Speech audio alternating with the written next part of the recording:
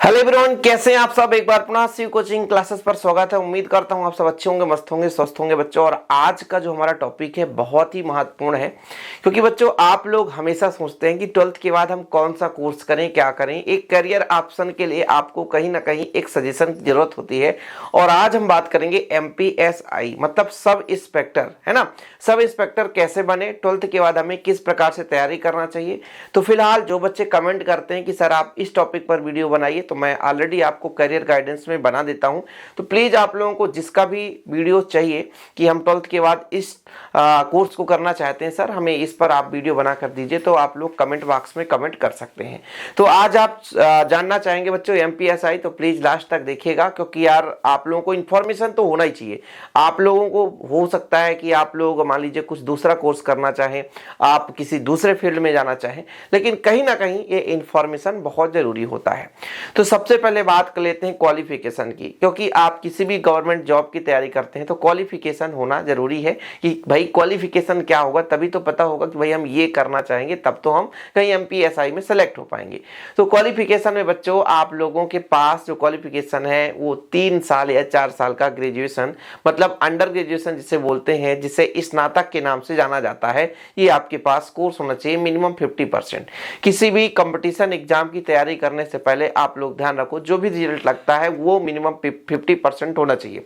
50% से कम ना ही हो तो अच्छा रहेगा, क्योंकि 50% से कम में आपको बाद में प्रॉब्लम हो सकती है। क्योंकि देखिए कभी भी रूल्स चेंज हो सकते हैं, नियम बदल जाते हैं, इसलिए 50 से कम परसेंटेज नहीं होना चाहिए। मैक्सिमम आप 90 से ऊपर ही लाओ तो अच्छी बात है, लेकिन 50 से कम नहीं होना चाहिए। तो ये आपका क्वालिफिकेशन है। अब आप कहोगे सर क्या ग्रेजुएशन में क्या होना चाहिए, हम साइंस स्ट्रीम से हैं, हम आर्ट्स से हैं, या हमारे मैथमेटिक्स है, बायोलॉजी है। तो इससे कोई मतलब नहीं है, आप किसी भी सब्जेक्ट से हो, चाहे आर्ट्स सब्जेक्ट से BA कर ले हो, चाहे आप कॉमर्स से BCom वगैरह हो आपके पास, या तो BSc हो या तो BA हो, जो भी आपके पास science stream, maths BSc CS हो, है ना। आपका मतलब बायोलॉजी से भी कई प्रकार से BSc होते हैं। तो कोई भी हो, कोई दिक्कत नहीं, ग्रेजुएशन होना चाहिए। चाहे आपके पास BTech हो, चाहे आपके पास MBBS का कोर्स हो, और कई सारे ग्रेजुएशन कोर्स होते हैं। जरूरी नहीं रहता कि आप BSc ही BA करें, कुछ भी हो बच्चों, आपके पास 3 साल का, या मान लीजिए जैसे हम बात करें BTech की तो 4 साल का होता है, तो आपके पास ग्रेजुएशन का रिजल्ट होना चाहिए। अब दूसरे नंबर पे बात करते हैं एज लिमिट की, कि यदि कोई बच्चा MPSI की तैयारी कर रहा है तो ये भी तो पता होना चाहिए। पता चले आप 40 साल की उम्र में सोचे हम MPSI बन जाएं, तो ऐसा नहीं हो सकता। एक निश्चित एज लिमिट है। जिसमें बात करूं MP के, जिससे मान लीजिए आप MP से ही हैं, तो आपके लिए एज लिमिट मतलब एज में छूट मिलती है। और यदि कहीं ना कहीं यदि आप अदर स्टेट से हैं तो फिर आपको उतना छूट नहीं मिलता। यदि आप MP से हैं तो 21 वर्ष मिनिमम होना चाहिए और 33 वर्ष अधिकतम। फिर ST SC OBC के लिए 5 वर्ष का छूट होता है। कुल मिलाकर के आपके पास मिनिमम 12 साल, मिनिमम 12 साल समय रहता है। आप दिमाग लगाइए कि 21 से 33 तो मतलब कितने वर्ष, 12 साल का समय आपके पास है। और 12 साल में आप किसी भी कंपटीशन एग्जाम की तैयारी कर सकते हैं बच्चों। चाहे आपके पास कोई भी कंपटीशन एग्जाम हो, यदि आप 2 से 3 साल अच्छे तरीके से तैयारी कर लेते हैं तो डेफिनेट मैं कहता हूं कि आप उसे आसानी से क्वालिफाई कर पाएंगे। तो आपका एज लिमिट भी क्लियर हो गया, कितना होना चाहिए, 21 वर्ष से 33 वर्ष तक। क्योंकि भाई 18 साल में आप तो 12th पास आउट होते हैं, फिर 3 साल ग्रेजुएशन करते हैं, तो 21 हो गए। 21 से 33 के उम्र में मतलब 12 साल। फिर एज लिमिट ऑलरेडी आपके पास छूट मिल जाता है कहीं ना कहीं, यदि आप MP से ST SC OBC कैटेगरी के हैं। जनरल के लिए नहीं होता है। यहाँ पे बच्चों आपको बता दूं कि जो MPSI हो या MP पुलिस हो, वही बच्चा तैयारी करे जिसका मिनिमम 168 सेंटीमीटर हाइट होना चाहिए। सीना मिनिमम आपका 81, फुलाने पर 86 हो जाए। लड़कों की बात करता हूं। वहीं पे यदि मैं लड़कियों की बात करूं, गर्ल्स के लिए बात करूं, यानी बहनों के लिए बात करूं, तो 152 सेंटीमीटर ऊंचाई होनी चाहिए, मतलब लंबाई एक प्रकार से। तो ये चीज है। आप चाहे MP पुलिस की तैयारी कर रहे हो, चाहे MPSI की तैयारी कर रहे हैं, फिजिकल रूप से आप फिट हो बच्चों। क्योंकि जैसे मान लीजिए आपके पास दौड़ाने के लिए मान लीजिए मिनिमम समय दे दिया गया कि 2 मिनट 40 सेकंड में 800 मीटर दौड़ो, आप पता चले दौड़ ही ना पाओ, ठीक है। लंबी कूद, ऊंची कूद, ये सब फिजिकल कुल मिलाकर के आपके पास शरीर में क्षमता होनी चाहिए, एबिलिटी होनी चाहिए कि हम फिजिकल ये कर सकते हैं। वैसे तो जो एमपी पुलिस होता है, एमपी पुलिस में फिजिकल का भी स्कोर जुड़ता है, लेकिन एमपीएसआई में एक यही फायदा होता है आप लोगों के लिए बच्चों कि जो एमपीएसआई में फिजिकल केवल आपको क्वालिफाई करना होता है, तो इसमें मेरिट नहीं बनता, ये आपको फायदा होता है।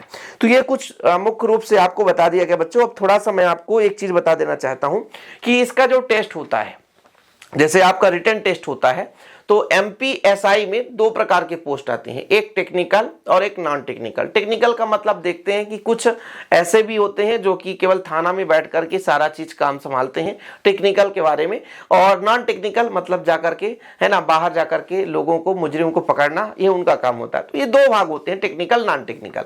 तो टेक्निकल में बच्चों आपको 2 एग्जाम देना होता है, ठीक है। 2 एग्जाम का मतलब ये है, जैसे आप लिखित लेंगे 3 फेज में टोटल होता है। एक आपका एग्जाम हो गया, ठीक है, एग्जाम का मतलब रिटन एग्जाम, ऑब्जेक्टिव टाइप के क्वेश्चन। सेकंड में आ जाता है आपका फिजिकल, इसके बाद आपका आता है इंटरव्यू, ठीक। तो ये 3 फेज हैं इसके। तो यदि मैं फर्स्ट फेज की बात करूं, एग्जाम की बात करूं, तो यदि आप टेक्निकल से हैं तो 2 पेपर आपके लिए जाएंगे। 2 पेपर का मतलब एक आपका 100 नंबर का और एक आपका 200 नंबर का। जो नॉन टेक्निकल है, जो टेक्निकल नहीं है, तो उनका केवल एक ही पेपर होगा जो 200 का होगा, ठीक है। मैं आपको बताऊंगा जो आपका टेक्निकल है उसमें फिजिक्स, केमिस्ट्री, मैथमेटिक्स आते हैं बच्चों मुख्य रूप से, तो वो टेक्निकल वालों के लिए। लेकिन नॉन टेक्निकल सबसे महत्वपूर्ण है, इसमें 200 नंबर का आपका पेपर बनता है। 200 नंबर में क्या क्या आते हैं बच्चों, मैं आपको एक क्लियर बता देता हूं। जो सेकेंड पेपर है, जो टेक्निकल वालों का और नॉन टेक्निकल वालों का, तो एक ही पेपर होगा, कोई दिक्कत नहीं, 200 अंक का। उसमें भी खंड बटा है, थोड़ा समझने की कोशिश करेंगे ना।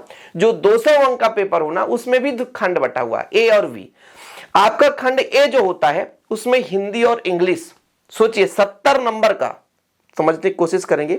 जो दूसरा खंड होता है 200 नंबर का पेपर होता है, उसमें 100 नंबर में 70 नंबर हिंदी और 30 नंबर इंग्लिश का होता है। मतलब ऐसा बच्चा जिसका हिंदी और इंग्लिश मजबूत है वो एमपीएसआई क्वालिफाई कर पाएगा, चाहे वो टेक्निकल हो चाहे नॉन टेक्निकल हो। यदि हिंदी इंग्लिश आपका कमजोर है तो फिर आप एमपीएसआई पे क्वालिफाई नहीं कर पाएंगे। हिंदी इंग्लिश मेन होता है। जैसे मैंने कहा दूसरा पेपर अर्थात जो मेन पेपर है, जिससे टेक्निकल वालों के लिए 2 पेपर होता है, सही है कि नहीं।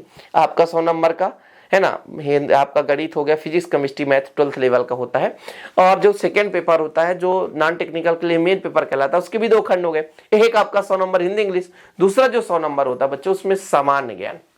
सामान्य ज्ञान में सब कुछ आ जाता है। साइंस की बात करो और फिजिक्स की बात करो, केमिस्ट्री, इसके भी ऑब्जेक्टिव क्वेश्चन आ सकते हैं। सोशल साइंस में आप हिस्ट्री, ज्योग्राफी ले लो, भूगोल ले लो, जो भी लेना है, ठीक है, पूरा राजनीति शास्त्र ले लो, सब कुछ कंप्लीट। साथ में एमपीजी के भी उसमें इंक्लूड है। 100 नंबर में ही बता रहा हूं। 100 नंबर में क्या क्या, मैथ भी है, आपका रीजनिंग भी है, करंट अफेयर्स भी है, एमपीजी के भी है, भारत का भी जीके है। मतलब जो भी सामान्य ज्ञान में आता है सब कुछ आता है। साथ में मैथ और आपका रीजनिंग भी रहता है उसमें, और साइंस भी रहता है, मैथ, रीजनिंग, साइंस, ठीक है। और एमपीजी के ये मुख्य रूप से रहते हैं, बाकी 2-2, 3-3 अंक सब कुछ रहता है। तो जो 200 अंक का, नॉन टेक्निकल वालों को एक ही पेपर देना होता है, टेक्निकल वालों को 2। नॉन टेक्निकल वालों को बच्चों 200 अंक का पेपर देना होता है। तो उसमें क्या होता है, 100 अंक में 70 आपका हिंदी और 30 अंग्रेजी, और बाकी 100 नंबर का जो होता है उसमें सभी सब्जेक्ट मैंने आपको बता दिया, मैथ हो गया, एमपीजी के हो गया, साइंस हो गया, है ना, रीजनिंग हो गया बच्चों, फिर हिस्ट्री है, ज्योग्राफी है, ठीक है, पॉलिटिक्स, पॉलिटी है, और ऐसे कई सारे स्पोर्ट वगैरह सब कुछ जीके में आ जाता है। तो ये हो गया बच्चों एग्जाम पैटर्न। एग्जाम पैटर्न हो गया। अब जब आपने एग्जाम दे लिया, नॉन टेक्निकल टेक्निकल दोनों की मैं बात कर लिया कि टेक्निकल वालों को भाई 2 एग्जाम देना पड़ेगा, एक 100 और एक 200 अंक का, और जो नॉन टेक्निकल है केवल 200 अंक का।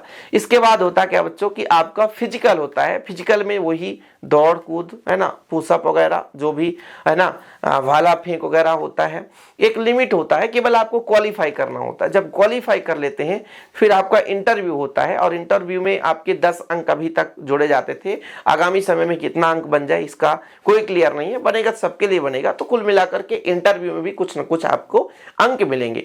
फिर फाइनल लिस्ट बनेगा, इसके बाद आप बन जाएंगे एमपीएसआई, मतलब एमपी के सब इंस्पेक्टर। और बच्चों आपके अंदर फिर पुलिस कार्य करते हैं। आप एक बड़े किसी घटना के अंतर्गत जाते हैं, किसी मुजरिम को पकड़ना होता है कि किसी भी मतलब फील्ड में जाएंगे, तो आपके अंडर में भी 2-4 लोग सब कांस्टेबल जिसे बोलते हैं वो रहेंगे। और बहुत ही अच्छा एक प्रकार से पोस्ट होता है, रिस्पेक्टेड पोस्ट होता है। आप आगे चलकर जैसे मान लीजिए हर एक थाना में एक प्रभारी होता है जिसे टीआई बोलते हैं, तो आपका जब प्रमोशन होगा तो आप टीआई बन सकते हैं। तो एमपीएसआई के बारे में संपूर्ण नॉलेज आपको मिल गया होगा बच्चों। फिलहाल एक बार मैं आपसे कहूं कि क्या होना चाहिए, ग्रेजुएशन होना चाहिए। ग्रेजुएशन साल उम्र की बात करूं बच्चा तो 18 से 33। यदि आप ST/SC OBC हैं तो कुछ छूट मिल सकता है। बाकी टेक्निकल नॉन टेक्निकल दोनों के लिए अलग अलग होता है। टेक्निकल में है तो 2 पेपर देना पड़ेगा, नॉन टेक्निकल में मतलब 200 अंक का मात्र। ठीक है, तो इस प्रकार से आप तैयारी कर सकते हैं। जो भी आपको दिक्कत होगा तो आप कमेंट बॉक्स में जरूर बताइएगा, और ऐसे वीडियो पाने के लिए चैनल को सब्सक्राइब कर लें। जय हिंद, वंदे मातरम।